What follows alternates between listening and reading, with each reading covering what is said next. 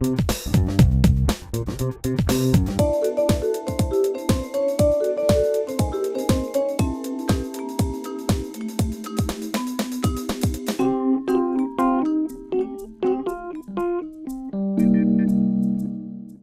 grand intérêt. C'est bien parce qu'ils ont entre 14 et 16 ans à peu près. Et je crois que c'est le bon moment avant d'appréhender la conduite, que ce soit dans le cadre de la conduite accompagnée ou des deux roues, d'être sensibilisé aux règles essentielles de prévention et puis d'avoir un premier contact avec le code, avec la signalisation, parce que les réflexes, ça s'acquiert avec l'habitude. Donc c'est très bien qu'ils entendent ces messages-là maintenant.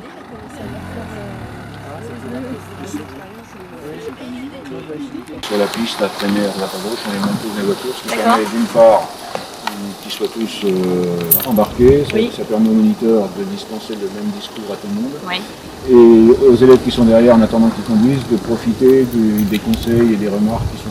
Petite précision, sur chaque question, il peut y avoir une ou plusieurs bonnes réponses. D'accord, ne vous faites pas avoir. Si vous mettez qu'une réponse sur les 3 bonnes attendues, la question est 0. D'accord ? La piste 10 de conduite jeune est une piste qui regroupe plusieurs partenaires. Donc c'est une piste d'initiation à la conduite et de sensibilisation au risque de la circulation en automobile.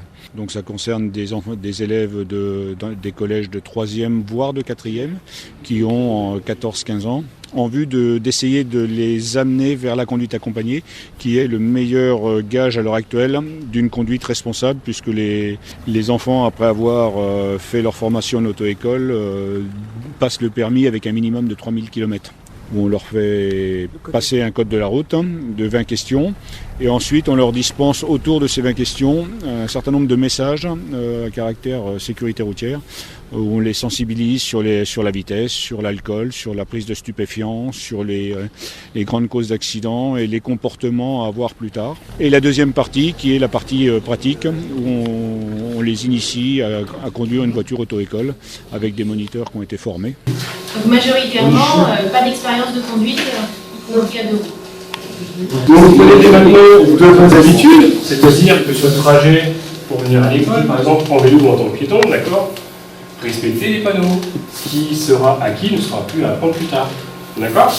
Première réponse, ce panneau annonce un endroit fréquenté par des enfants. D'accord ? Panneau qui peut être aux abords de votre établissement, comme je l'ai dit tout à l'heure. Ne confondez pas avec celui-ci, d'accord? Là, on voit bien un passage piéton, pas de souci. Donc, ne confondez pas celui-là, c'est danger, vous avez un endroit fréquenté par des enfants.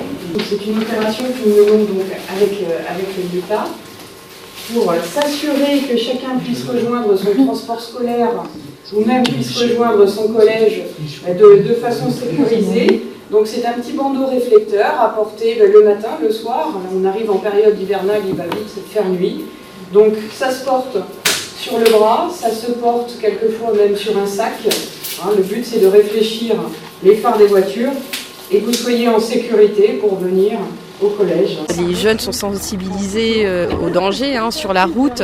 Il y a beaucoup de décès, hélas, chez les jeunes. Promouvoir la conduite accompagnée et sensibiliser les jeunes au danger de la route.